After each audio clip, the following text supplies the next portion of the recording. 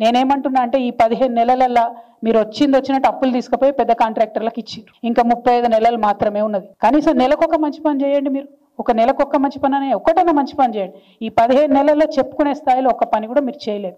అదేవిధంగా మీరు ఈ అప్పు ఏదైతే తీసుకొచ్చిరో ఆ అప్పుకు సంబంధించి ఖచ్చితంగా ఒక వైట్ పేపర్ రిలీజ్ చేయాలని చెప్పి నేను డిమాండ్ చేస్తా ఉన్నా.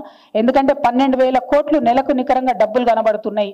ఒక్క సంక్షేమ పథకం ప్రారంభం కాలేదు, ఒక్క పెద్ద ప్రాజెక్టు ప్రారంభం కాలేదు. కానీ పెద్ద కాంట్రాక్టర్లకు మాత్రం పేమెంట్స్ కంటిన్యూస్గా జరుగుకుంటూ పోతున్నాయి. ఈ విషయాన్ని ప్రజలు గమనిస్తూ ఉన్నారు. మీ ప్రాధాన్యత పెద్దవాళ్ళ మీద ఉంది, పేదవాళ్ళ మీద లేదు. కాబట్టి ఇప్పుడు రేపు గవర్నర్ ప్రసంగం ఉంది, దాంట్లో ఉన్న క్లారిటీ ఇవ్వండి.